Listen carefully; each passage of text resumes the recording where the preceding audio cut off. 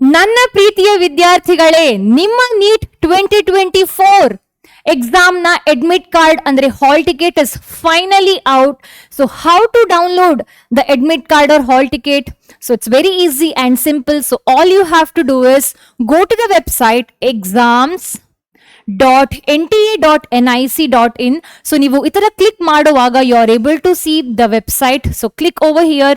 So ಇಲ್ಲಿ ನಿಮಗೆ latest news ಅಲ್ಲಿ ಕಾಣಿಸ್ತಾ ಇದೆ.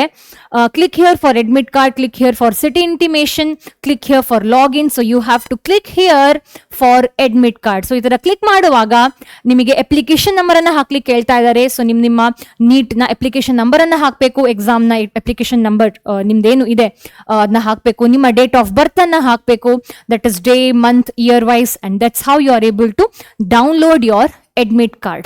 So ಬೇಗ ನಿಮ್ಮ admit card ಅನ್ನ ಡೌನ್ಲೋಡ್ ಮಾಡಿ ಇಟ್ಕೊಳ್ಳಿ and prepare well for your NEET 2024.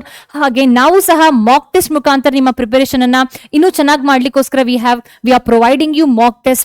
So do join that as well and all the best.